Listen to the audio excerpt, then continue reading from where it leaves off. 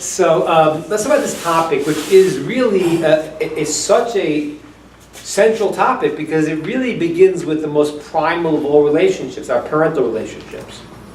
So I want to understand this because this is really, it's not only, on one hand, the hardest commandment in the Torah. That's what it says. It says this is one of the chamuros, this is one of the hardest ones to do.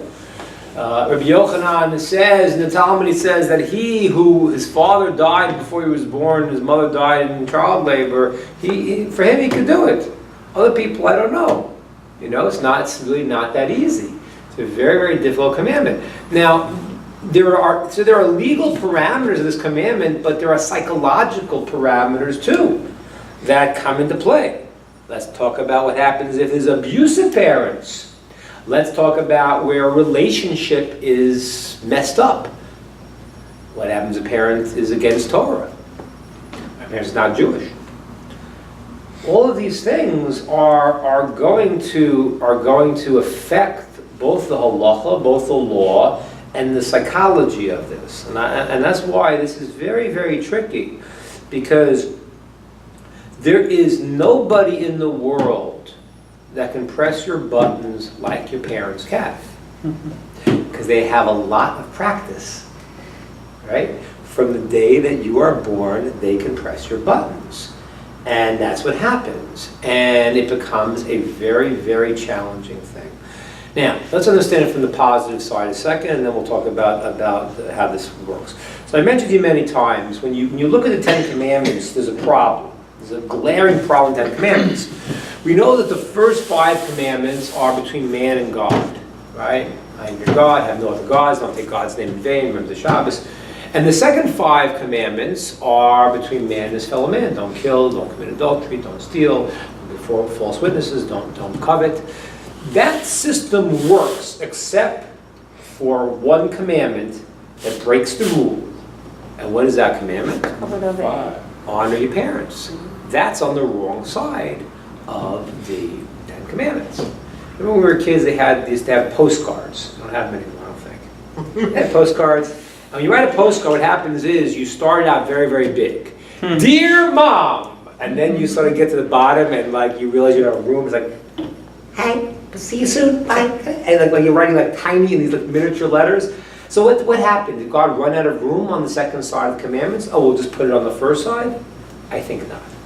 Obviously, there's a reason why Hashem put the commandment honoring your parents on the side of honoring God.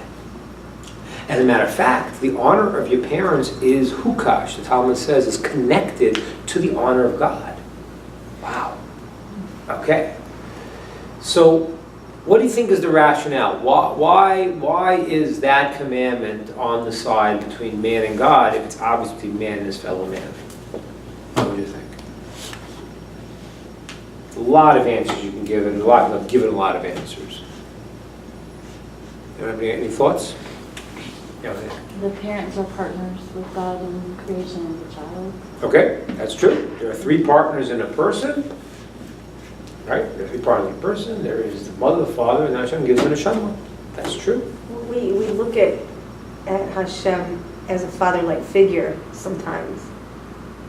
So that's kind of the direction I would go. What you're saying, Shifra, is definitely true. And not only is it true, it's true because I would even say another thing in terms of a Musar approach. A Musar approach, the reason why honoring your parents is one of the reasons why it's so fundamental, and to the point where we discussed, is a non-Jew obligated to honor their parents. What do they have to convert? They're obligated to honor their parents or not? I would think so. So, there's a question here, because it's not one of the 7 commandments, right? The 7 Noahide commandments does not include honoring your parents. So there are those commentaries that say, no, they're still obligated, depending on who different opinions. But some opinions are that they are obligated. Why? Because it's a mitzvah sichlis. It's a logical commandment. There are those that say commandments that are logical you got to do.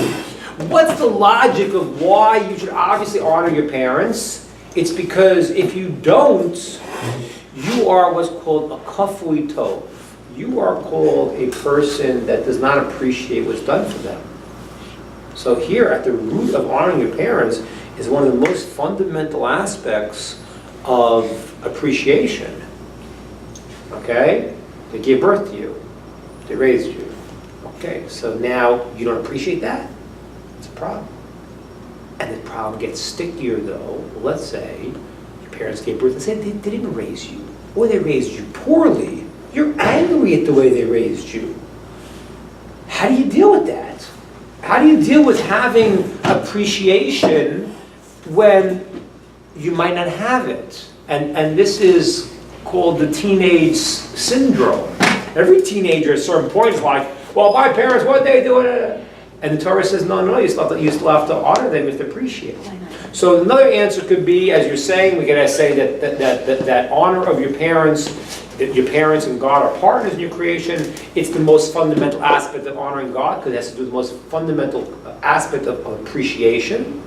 Those are all true. And I want to say the one that Hillary just said, because this is the one I like. It's a very psychologically oriented idea.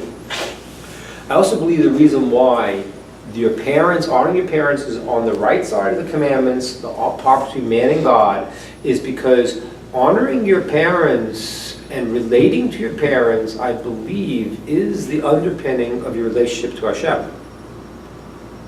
People, let's say you're raised as a child, and let's say your parents don't take care of you.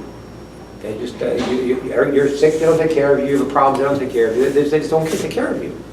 A child growing up starts to develop a sense, I can't trust the world, which is another way of saying I can't trust God, because everyone in the world is out to get me.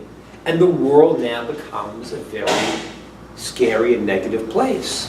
So what happens is that the parental relationship that we say Hashem is like our father, Hashem is like our parent, Hashem has created us in that relationship. A lot of times your relationship with God is founded on the way your relationship with your parents went. One time I think I told you, one time I was asked to speak in California. And I went and I spoke there, and they had invited this woman from the Kabbalah Center to my speech. So I spoke there, and in the end she goes, Rabbi, I loved it. I loved what you said. It was like, great. But one thing I didn't understand. What was that? Just, how come you kept saying the word God? And I said, well, what was I supposed to say?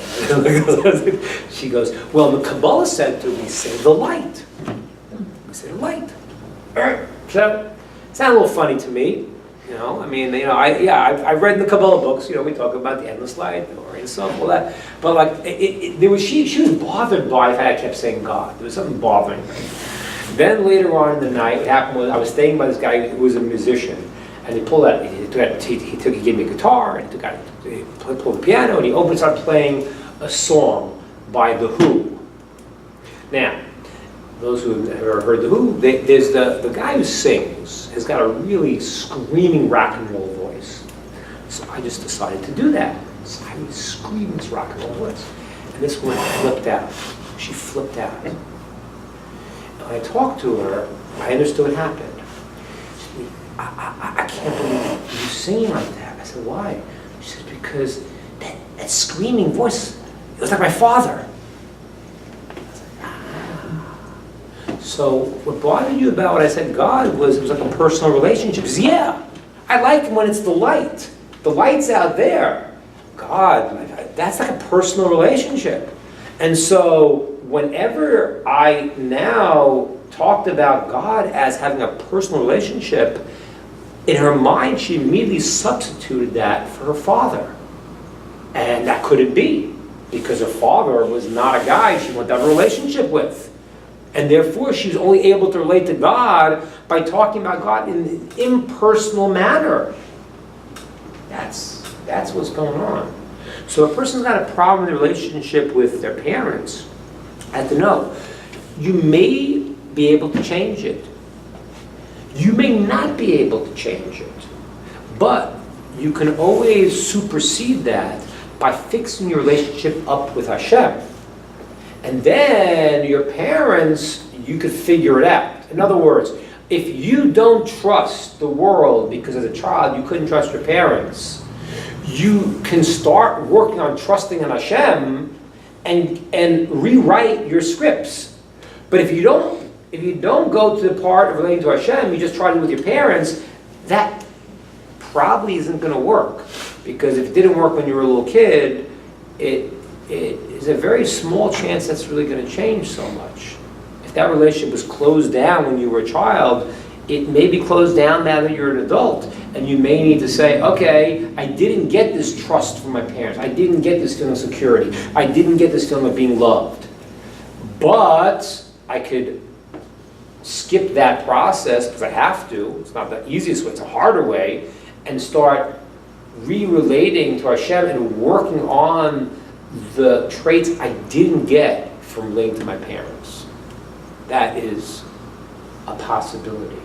But I need you to understand this prelude, because it's really important, because what we're going to talk about how to relate to your parents is very often the fundamental of view of your life. Okay? So we're going to talk about how you then can relate to Hashem, but what do you do with your parents? What do you do with them? Let's say they weren't so good to you. How do you deal with this? And what does Jewish law say? That's what I'm trying to understand in this two-part series, try to understand the different aspects. So let's start. Question 1. Are you obligated to love your parents? Yes or no? Love? No. No. I say no. Say no. I think you have to love and fear them. I think that's what it says. That's God. So it doesn't say to love your parents. It says to honor them. Honor and have yira and have fear of them. This is a very, very, very important distinction. I believe, well, let me ask you, if that's true, which the Torah says kaved, honor, and it says yira, you fear them. So if that's true, and that's why do you think it doesn't say to love your parents? I think that's earned.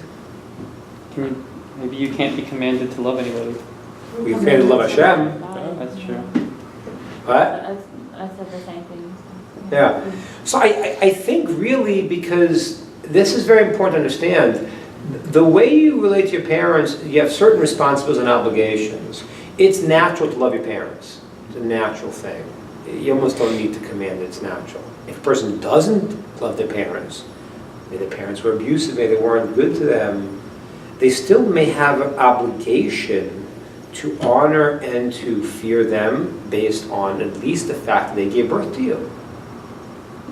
So we're not going to say mandate love. That should come naturally if it's a normal relationship. If it's not a normal relationship, now you still will have to, and we'll see the exceptions to the rule, you will still have to go and to relate to them in a way that you fulfill your side of the bargain. Okay? And it's true with anything. If you relate to somebody, and let's say this person has done something you think you're right, okay? And you think they're wrong.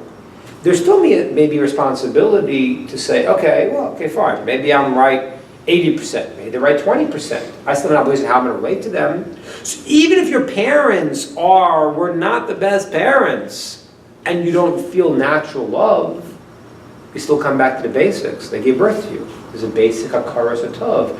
The basic idea and a need to go and to relate to them giving birth to you, and to that their role in Hashem's world, that they are the ones who were put into that position. So you still will need to honor and to fear. Okay? Let's talk about a second what that is. So what does honor mean? What does honor mean? Let me throw out some of the things for you, just some of the things that the sages talk about. I'll bring Shulchan Aruch over, and I'll read it to you so you believe me. Okay, so let me read to you here a little bit, just some of the ways the Talmud says how to honor your parents, and I'm going to translate this into real life, okay?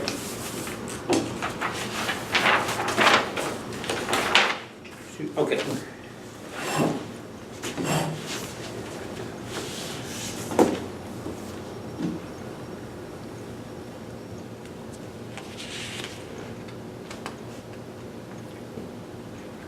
All right, I'm going to start with honor, and then I'll get to No, you know what, we'll start with the Shulchan Aruch. The Shulchan Aruch starts with what is called awe of your parents, fear of your parents.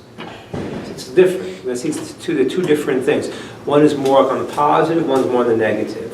Ezu Mora, what is called to have awe of your parents?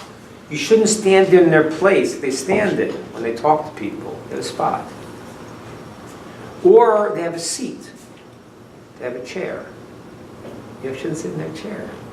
Archie Bunker was right. You shouldn't sit in their chair. Now, they're allowed to pass it and let you sit in their chair, but you shouldn't sit in their chair.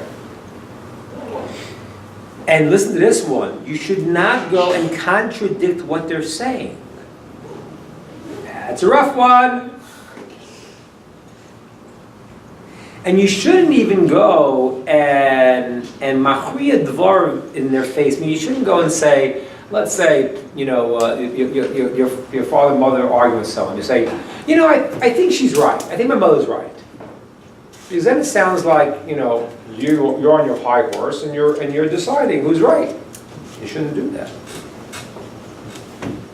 Now listen to this one. You shouldn't call them by their first name. Bad American mistake. It already changes the relationship. You shouldn't call them by their first name.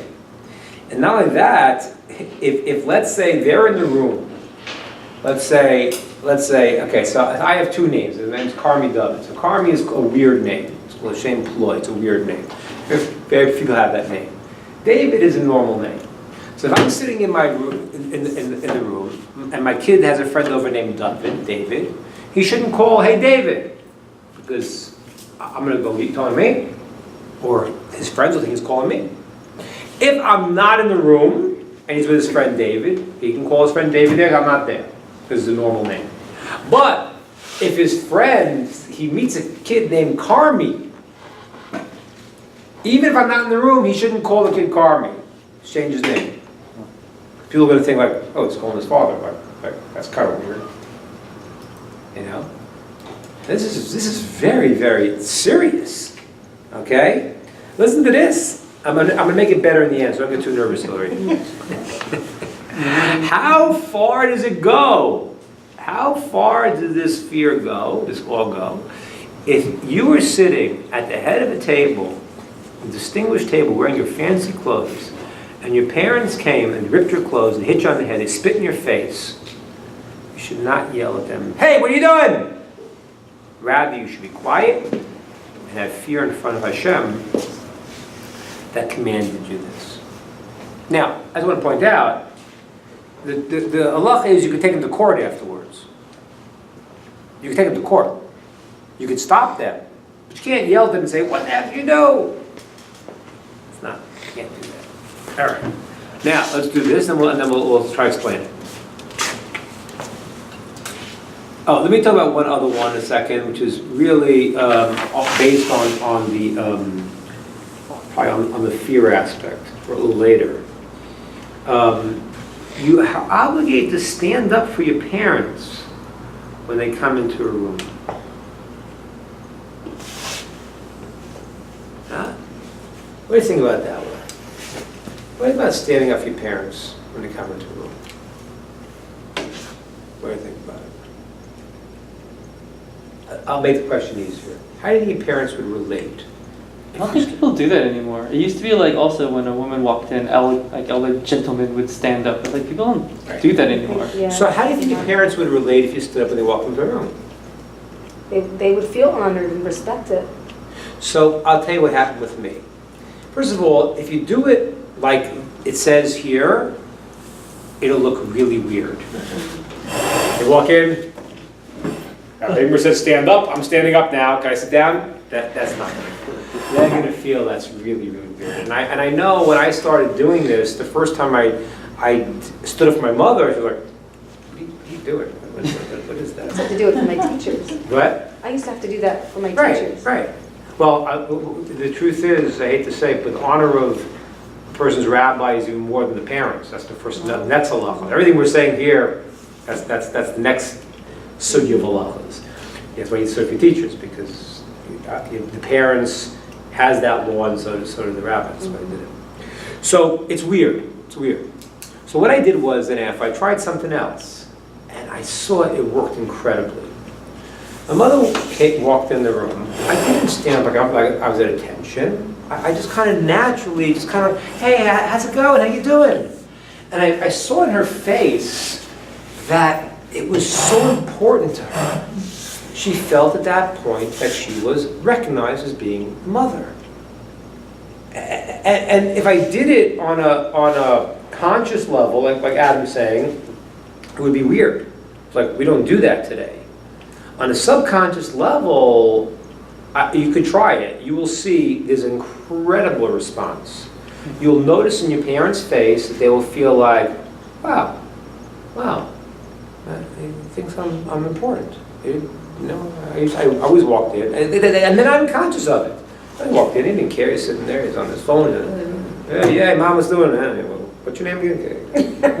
Take a seat. You know, now all of a sudden they feel, so try it in a way that's unconscious. Now I want you to understand something. So this is what's so important. Let's say you don't love your parents. Let's say you're angry at them. You know what? That's the difference. You're doing now the commandments of the Torah. When you stand up for them, you're changing the whole dynamic now. You're doing this is what Hashem commanded me, how to relate to someone in this situation called my parents. I have a special law to honor because they brought me into the world. I have a law to honor them and to fear them. And when you stand up, so you might not even feel love. I'm not saying that, that doesn't generate a feeling of love. It may generate a certain feeling of value. I don't know if it's called fear in the term way that it talks about it, but it's certainly a sense of value. Like, and when somebody stands up, you kind of like, you also, as someone, realize kind of, wow, I'm giving them certain. But that's a very healthy thing. And I want to give you some simple advice here. It's going to make your life easier. Your mother's going to chill out. It's going to actually help you. Because sometimes people don't know what they're uptight about. So if your parents are uptight about the fact that, blah, blah, blah, blah, blah, but now you've stood up and now you've, even subconsciously, there's like, oh, so you know what? I mean something to my child. Okay? And we'll say it from both sides, as parents and as children. We're going to see the things we talk about even after parents pass away. We're going to see these are all applicable too. All right, that's called fear. Okay, what is called honor? Now, honor does not here translate to love. Here's honor. What is called honor? You give them to eat and to drink. Help them get dressed. You put their clothes on. You help them walk in and walk out. Okay? And you got to do it with a smiling face. If you do it like, you say, here's your cup of coffee, it doesn't help. But if you go, so when your parent comes in the house, they come to visit. Okay, you don't feel love, whatever. I'm saying you don't, but let's say you don't. You go and you say, I'm going to bring my parent a cup of coffee now. I'm going to bring the food. Hey, can I help you stand? You're going to see it is the most fascinating change, and it will help your relationship. Because what's going to happen is that when a person doesn't feel they're getting responded to in a way that they should, they build up a lot of negativity of things that are not necessarily even the topic right now. Start picking on other things. When they feel that you're recognizing their place, they relate to it in a way where they feel good about it. They will be nicer to you. They won't be hassling you if they hassle you so much. They won't be on your case as much. Okay? If they are, we're going to talk about what you can and what you can't do. We're going to get to that. But that is called, honoring is called, when you go and you bring them a drink, you've now fulfilled a Torah commandment of the 10 Commandments. So like, yeah, great, this is an easy one. Get to bring a cup of coffee, I've done one of the 10 Commandments, I've done a Torah obligation. It's very good. Okay? All right. Fine. All right. Good. Any questions on what we said so far? I have a question on the word fear. Yeah. Is it fear or awe? See, but let's talk about it in terms of Hashem for a second. In terms of Hashem, the term is used in different ways. They call it yira, which can mean both. The lowest level is fear. The highest level is called yiras haromamus, awe, fear of awe of God's greatness. So on one level, it's a very low level for a person to say, well, why shouldn't I break the Torah? Because, well, you'll get punished. That's called a very, very low level. A person shouldn't do it for that reason. But when a person starts out, that is how a person usually starts. When a child starts, he has a similar thing. My parents get me in trouble. I'm gonna. As you get older, they're not worry about them hitting you. They're not allowed to hit you when you're a certain age. And I'm not discussing whether they should or shouldn't. It's not a good idea in terms of parenting. Even though the Talmud does talk about the idea of a person hitting a child, but Rav Volber writes that today it doesn't serve its function. I think that's correct. It's not forbidden. It's forbidden when the kid gets older. When the kid's 22 years old, you can't hit him anymore. That's the cutoff point. It's a safety rule. It's a safety rule, yeah. We get it back. That's right. If he hits back, then you've just actually caused him to get the death penalty, because hitting the parent is a very, very serious offense. So it's called putting a stumbling block in front of him if you hit him when he's older. It's surprising that's not forbidden when he's older than 13, but practically it's not a good thing to do today across the board, I would say. I just don't think, looking at raising 7 kids practically, I think about it, I think that it doesn't do well. I did something with my kids, and I did the question I sometimes, if a kid lied, I used to sometimes put cayenne pepper in their mouths. Every kid had it once, except for a few kids. The reason why the few kids never got it was because I wasn't 100% sure. I wasn't 100% sure I couldn't do it. And I always wondered, the ones who ever got the cayenne pepper, I didn't very common with, you just lied. Was that, I thought kind of harsh punishment, but I think the association in the kid's head was just lying is off limits. I wanted to make that an issue. Lying was you want to tell me you made this something wrong, that's good. But lying, that's something we don't tolerate.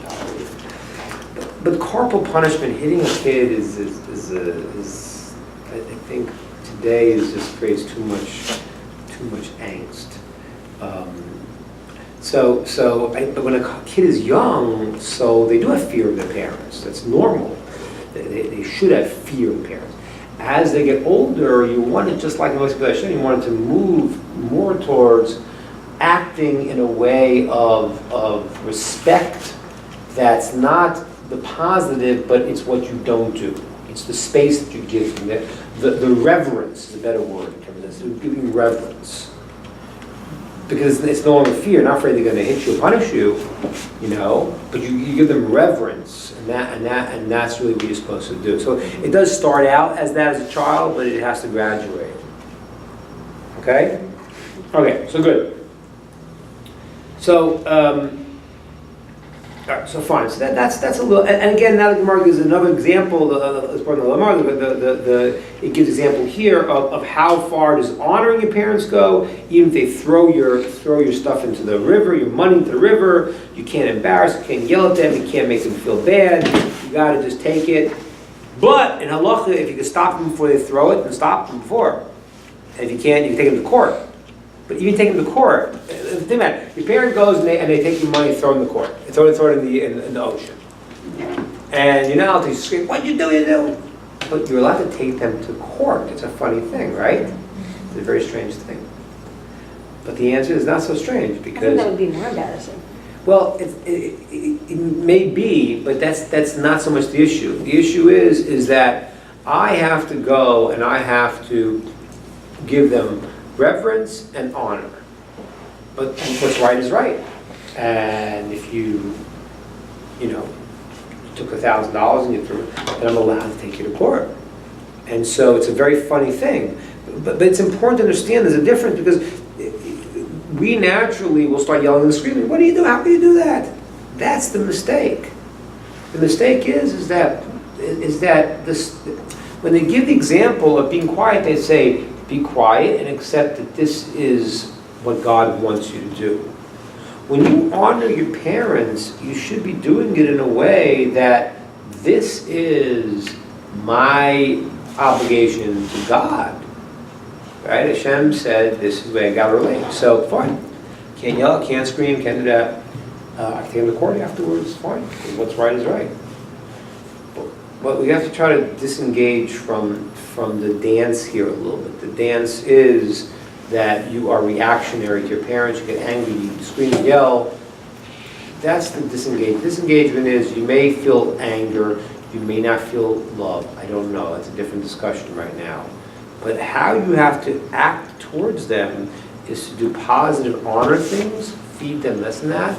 And what you have to do for the other things is to stand up for them. And what you have to do on the other side is you have to, not contradict them, not yell at them, not give them reverence.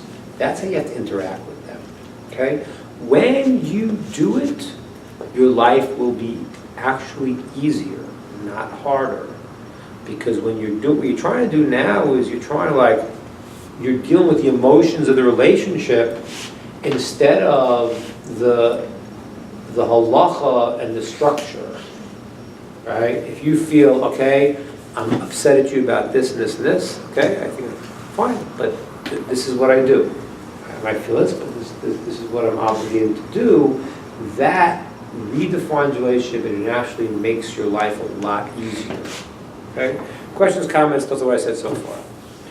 Agree, disagree, make sense, not make sense. Let's get a little discussion going here. What do you think? What do you do if your parents aren't into those kinds of, like, say if you like, say greeting your parent when they come into a room. Right. So say like, oh hey, and they're like, I'll leave you alone. Yeah. They don't want you to bother them. Well, to stand up though, he's going to say, I'm going to stand up. Yeah. So what I'm claiming is, and you should try it, man. Try it. It's a good experiment. I'm claiming that parents that say, I don't want you to stand up for me, that's not true. If you make it obvious, then they'll say that's weird. If you don't make it obvious, they'll feel that you're giving them their place. So the responsibility here is not to say, hey, how you doing? The responsibility was to stand up. I just said, in my case, I stood up for my mother once. The first time I learned this, I stood up and she was like, what are you doing? Well, she thought it was weird. So then next time I did it in a casual way, and I just saw her face. I sort of like, oh, this feels right, and a lot of the angst in the relationship started to change. And that's a very wise thing to do, therefore. Okay. Now I want to get to any other questions and thoughts about what we said so far. This Yeah. applies equally if your parents are Jewish or not? I'm going to get to that. Okay. I'm going to get to that. Before I get to that, the Jewish, because the reason why I will get to that, but the thing is that I want the principles first. I want to get the principles of what it means to partner with Hashem, what it means to Hakar Tov, and someone whose parents aren't Jewish will still have to, sort of transition then from what they do with their parents to what they still have to do with Hashem now to fix up the emotional things they may have. So before I get to that question, which is going to be a very important question, before I get there, I want to ask you a question the Talmud says. And this is a really important question. The Talmud says, okay, you're obligated to honor your parents. You got to feed them, let's say. It's one way to honor them. You have to feed them your stuff or their stuff. The Talmud says, Mishalahem, their stuff, Mishalcha, your stuff. You got to feed them. You got to give them steak. Who's buying? Is it their steak or your steak? This is as an adult? As an adult. Again, of course, I mean, you're not going to invite them over and say, hey, bring your own steak. I don't mean that. But I'm saying strictly the commandment of honoring. Of course, if you invite them over, you give them your stuff. But let's say you're in your house right now, or you're in their house. And you have a choice. You got their steaks and your steaks sitting there. Is the obligation to feed them, say, even from your stuff? Or the obligation to feed them is that you have to go actively and honor them by feeding them, but when it's from their things? Which one do you think is the law? And we'll see my mind has a lot of ramifications of the philosophical understanding of this. What do you think is the law? Their stuff, Two your stuff. options, and one of them is theirs. Like if they didn't have it and you had it, I would say that you would have to feed from yours. But if they have stuff in front of them that belongs to them anyway, So That's their stuff. you're saying there's two that, plates at stake, just that, right, right? right, And you're at their house, right, and the obligation is to feed your parents. right. Are you supposed to feed them with your stuff? Or are you saying, no, the commandment is feed them from their stuff, I'm not gonna spend my stuff on this, I don't need to. They have given you their stuff all your life, so it's in turn to me, it would be returned to you. So you would say from your stuff, you I gotta would give take them from my back. stuff because they gave to me all. They gave to you. What do you think? I don't know, I could look at it the other way too, and say like, if I'm the parent and they're giving me from their stuff, like, now they're saying they're gonna provide for me, I don't necessarily want, like, that's not our relationship. Because why? 'Cause- I'm their parent. Wait, I said, you're the parent, you're the... Say I'm the parent, Yeah? I don't necessarily want my kids to provide for me, that's not our relationship, Okay, so you're saying it from the side of the parent. yeah. I'm also thinking of it from as an I'm asking adult. if it's from the side of the child. What's the It's child's like if you're out for obligation? dinner and the check arrives, the bill arrives at the table, So we're still and all of thinking a like sudden adults. everybody's like, you know, like there's always the struggle, and you know, I think, at least in my experience, the parents, it's like it's a pride thing. You Okay. pay for them, they're Okay. like, what, I don't need your cherry, like. Okay, that's true on the parent side. I'm asking now from your side, what does the Torah require you to do? The Torah says honor your parents, feed them. Is it requiring you to go buy the food? Is that what the obligation extends to? Or the obligation is just to feed them? Is feeding them a metaphor for providing for them? Or physically Not necessarily, feeding I'm them? not talking about physically feeding them, because if they don't have money, there's a bigger discussion. If they don't have money, you're supposed to feed them. And you're supposed to provide if they don't have money. And the Talmud says, but you can't really force it, blah, blah, blah. And then it says, if you have the money, you give them if you don't have the money, you can give them your charity money. But if you have money, you give them your charity money. It's a terrible thing. But the Talmud says, for example, what happens, and this is where it's a practical case. Let's say you don't have much money. And if you give them from your stuff, you're going to have to go begging. Is your obligation to go begging? Yeah, That's still a way of honoring your parents, giving to them. yeah. So you say from their stuff, from your stuff. Yeah. Adam, what are you going to say? I think because you're asking us and the other answer is too obvious, I think that you're allowed to give it from their stuff. From their stuff. All right, let me ask you another question, and we'll come on. What happens if parents tell you, I don't want you to marry this person? You don't have to listen to them. What? You don't have to. Why not? People go to hell. Why not? Why not? Yeah, what if your parents, they say marry this person or not? Right, Gehenim or whatever we call it. It's not their. Not their business? Is that what you're saying? We already said not their business. Honor and fear doesn't have anything to do with listening to everything that they say. Or, That's the point. That's the point. So halacha, and that's why I connect the two laws. The two laws are, if you want to do a mitzvah, you want to marry somebody, you say it's the right person to marry. Or you want to say, go learn Torah. You think it's better for you to learn Torah there. They say, we don't want you to go. You're not obligated to do that. And I connect the two laws because the obligation to honor them is from their stuff. And this is a very important thing to understand. Doesn't mean when you honor your parents that you now no longer are a human being that has your things you want to do or things that you value to do. That's not the purview of the relationship. The relationship is not that what happens is that I have to go now and you want me to be a doctor. I gotta be a doctor. That's not honoring, that's me not living my life. That's not where it goes to. So when you honor them, the Torah, yes, if you have money, they don't have money, you should give them from your stuff. But if they have money, you have money, the Torah says that the mitzvah is not from your stuff, the mitzvah is from their stuff. And similarly, if you think that something is right to do and they don't agree, generally speaking, you don't have to do that as long as you don't yell and scream. And that's the beauty of it. If you go and say, Mom, Dad, let's say, I don't want you marrying that person. If you go and say, how dare you, what do you say, how could you say that? Then you broke the Torah. If you say, listen, I appreciate what you're saying, I hear what you're saying, and then you go marry a person, you're fine, because you're not obligated to do that. But you're not allowed to disrespect or to remove the reference. But you're not obligated to live your life through someone else's eyes. You don't have to do that. And therefore the halacha is that if you want to go and you want to go to a place to learn Torah, and they say, no, I don't think it's good for you, you can't yell and scream at them, right? Certainly you can't do.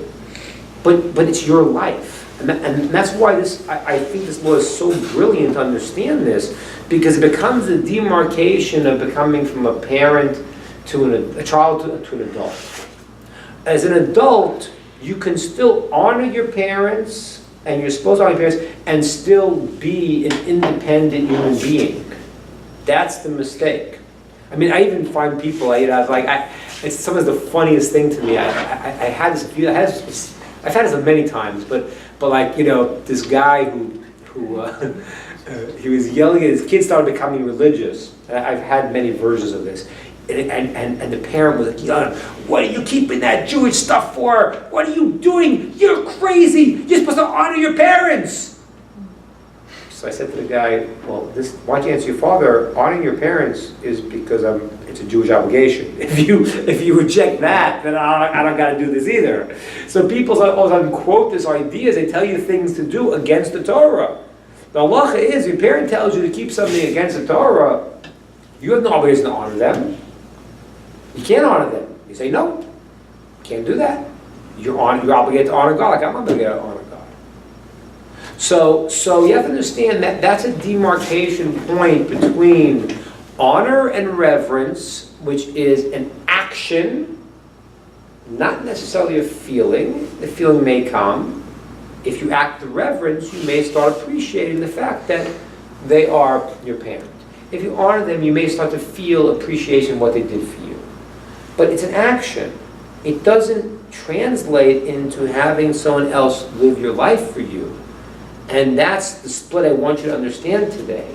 If you do the systems of the Torah and how you act towards them, and you still say, I am not out. Hey, if you throw my stuff into the ocean, I'm not going to yell and scream at you. I may take you to court.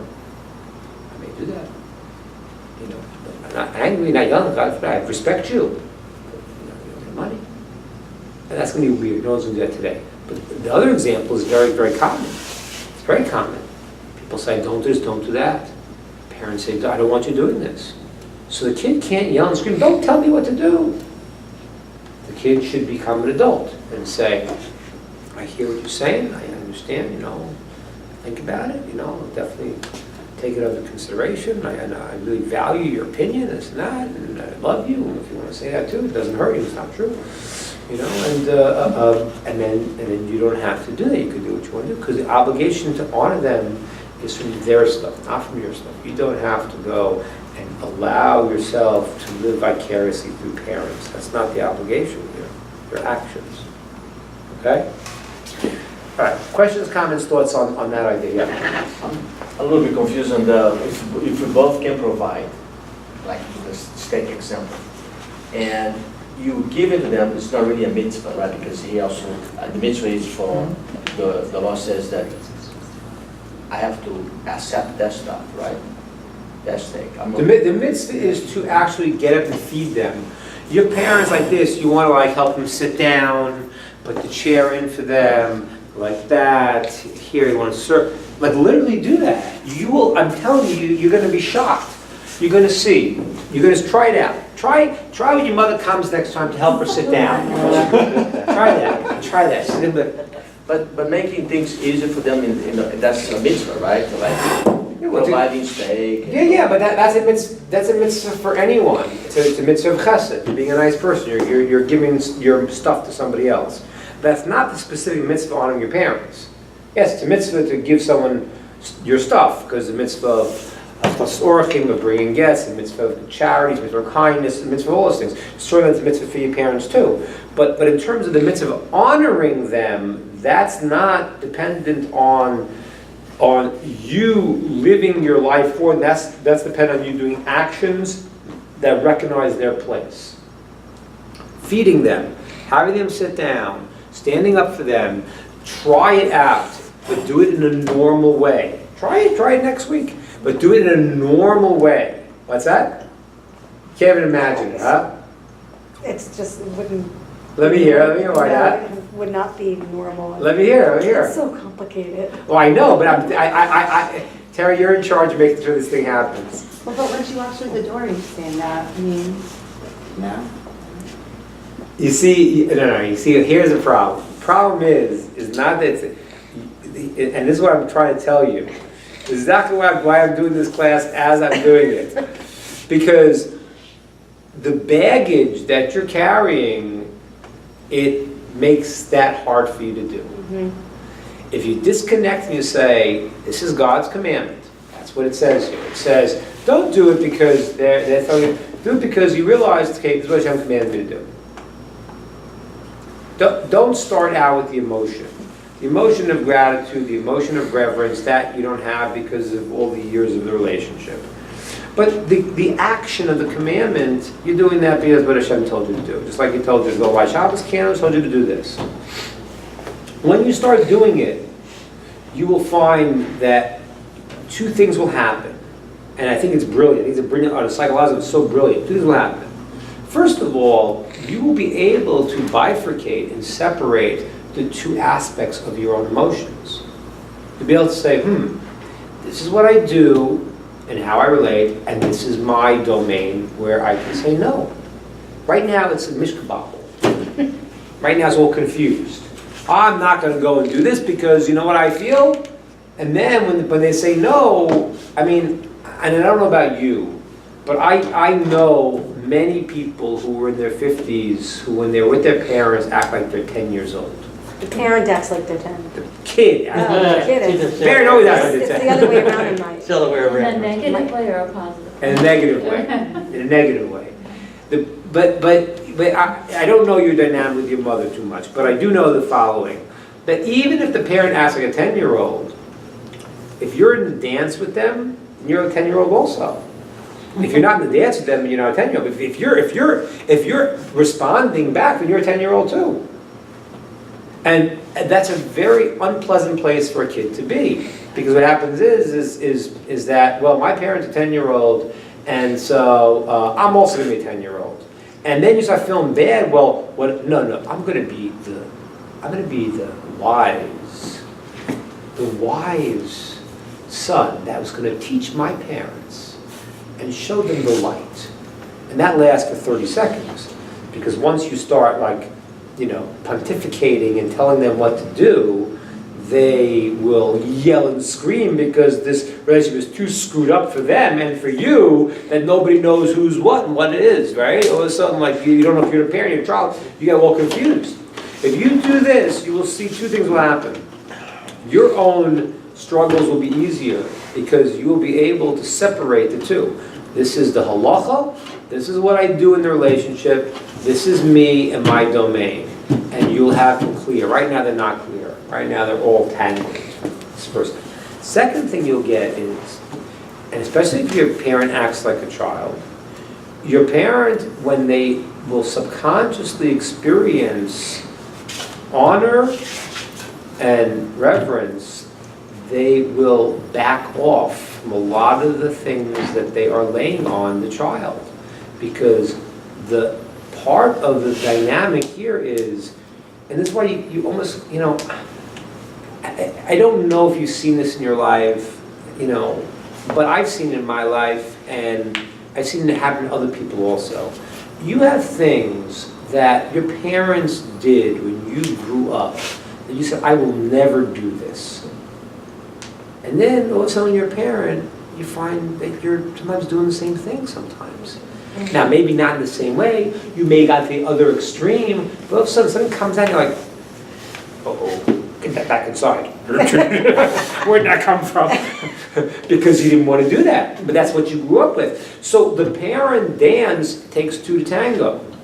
You know, and I know in my relationship what happened was there was a place where I remember, you know, my mother would, you know, say things as that, and I was a kid, and I'd be no, and then some point I was like, okay, I'm not in that anymore.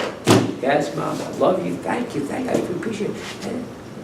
And then I'm saying, well, I'm an adult, this is what I'm doing. And it was like, wow. She backed off because I didn't yell and scream. I gave her position, but I understood my position as being an adult, and I was able to do what I was going to do.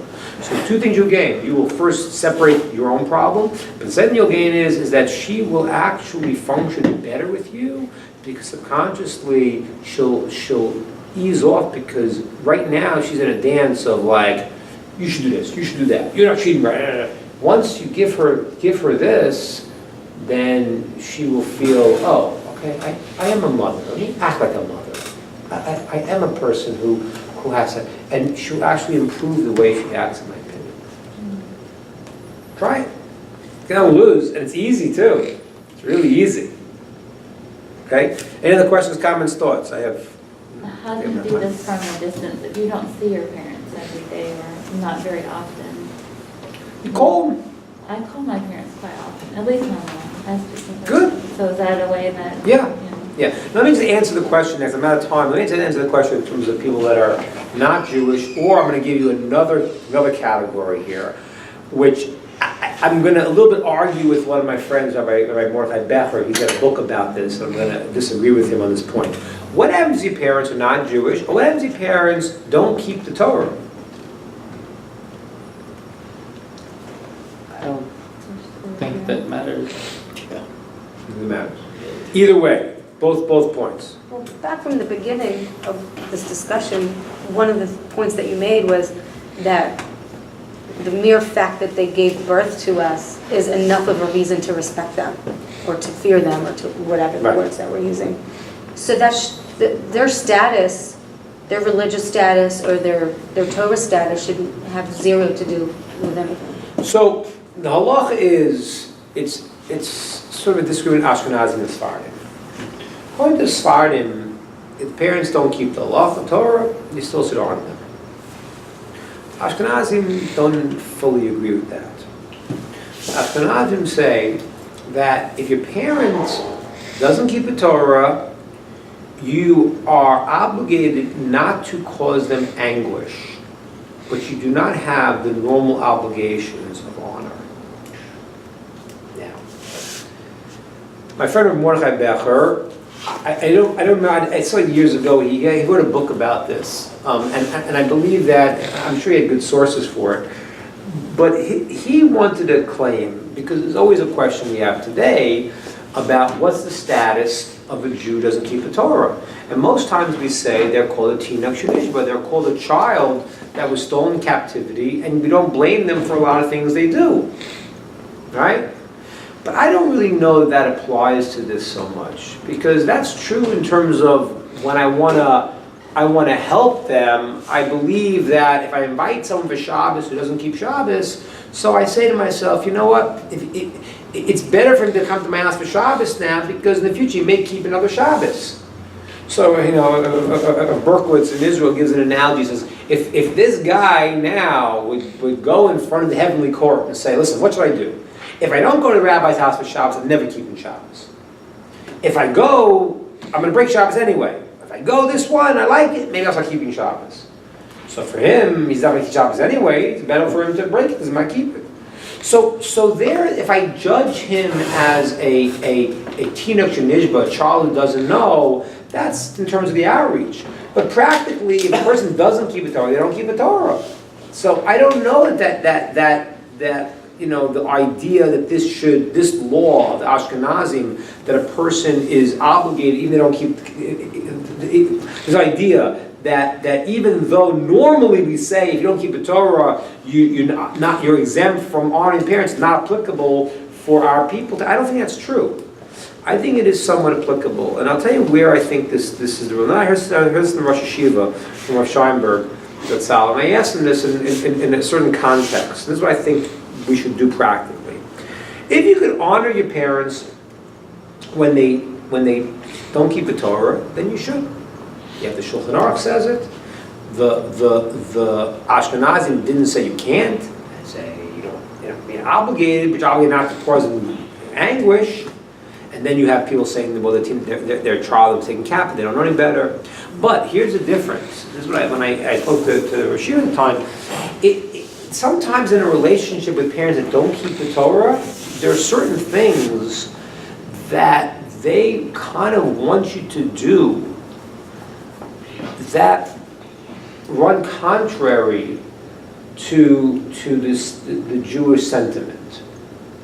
I'm not talking about breaking the halacha. Then you're totally exempt. You say, hey, you want to keep honoring parents, but we're both obligated to honor God, so I can't listen to you. That's obviously true. They say, listen, come to Mass for Shabbos, don't do this, don't do that. That you obviously don't have to listen to at all. But sometimes they're in the relationship, in the dynamic, there are situations of problematic parents who don't really keep the Torah, and therefore I've had situations where people say to me, listen, and when I go and I go see them more, they keep pulling me down. They keep affecting my religious, status. In those cases, based on what I heard from Rav Scheinberg, I believe that a person can be lenient, certainly, to follow the Ashkenazi custom of saying, at least don't cause them anguish, but you may not have the same level of obligation of honoring when it will impede your spiritual growth. And that's what I want to tell you. If it breaks the halacha, for sure you don't have to listen to it. But even if they will impede, we asked them the question one time. The question was this: the person was learning, and the mother wanted to come, but the mother kept trying to convince him not to stay learning, this and that. And he said, and pretty much that was the case, if I remember correctly. And he said, no, you just don't cause him anguish. Like he exempted a certain level of responsibility because the parents' direction, which was not a Torah direction, was impeding your spiritual growth. So I would say the rule of thumb, and I talk about particularly is with you, but if the parents, honoring the parents will go against the Torah, you're exempt for sure. No one argues that. But even if it will affect your spiritual growth, then you drop down to the level of just don't cause them anguish. By a non-Jew, you're supposed to not cause them anguish. And you're not supposed to do less than you would have normally done, because then they're going to say, wait a minute, I don't understand. You go become Jewish and now you're more disrespectful? Right? It's called chamura. So that you can't do. And therefore, it's wise to go and to give them honor, but you may not be obligated in the ultimate sense, to do that, but you should definitely not do less. And I believe it's wise to do more as long as it doesn't impede on your spiritual growth. It's wise then to do a little bit more because they would say, oh, how beautiful the Torah is, possibly. But a person that converts needs to be very, very careful. In the old days, when people converted, they had no relationship with their parents anymore. That's just the way it was, because what happened was that the non-Jews were killing the Jews. It wasn't like, if you became Jewish, like, okay, great, we'll come visit you, and you can't come Saturday, we'll come Sunday after church. That didn't happen, because they were killing the Jews, and if somebody's left and became Jewish, they were out. So today it's different. People are encouraged to maintain relationships if it's not going to be a negative thing. So therefore, I think that certainly a person in this important halacha, a person whose parents are not Jewish, is obligated to at least maintain not causing anguish, and not doing less than they would do before. They may not be obligated fully for honor as they would be for a Jewish person, but whatever they could do that would have no impact in impeding their spiritual growth, then it would be a nice thing to do. But whenever it touches on the spiritual growth thing, then just fall back to the level of not causing anguish, and that's be true for Jews too. If you see your parents are making difficult your spiritual growth, then you could talk to me about it, but generally the approach I would take is then you drop back down to the level of not causing them anguish, and you'd be exempt from proactive honor because it still is negative. They're not keeping the Torah, and they're not seeing that as a worthwhile thing. Is the same for abusive parents?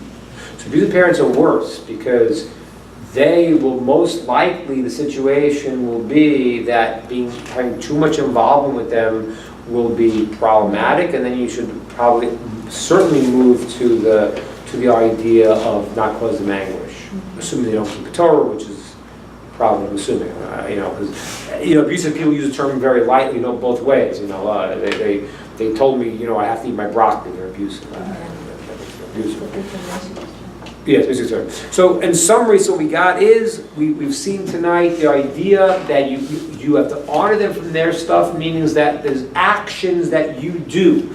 These actions are not necessarily love, they are recognizing the position that God put them in. But you are not to be a vicarious a life for your parents. You are an independent individual, and therefore you can maintain things, honor, give them things, give them their space. They will feel good about it. You feel good about it, but you have the option and the obligation to live your life as you see fit, certainly when it's following Torah. And if their approach is not a Torah approach, then you will obviously have, to whatever degree, the ability to pull back from your obligations.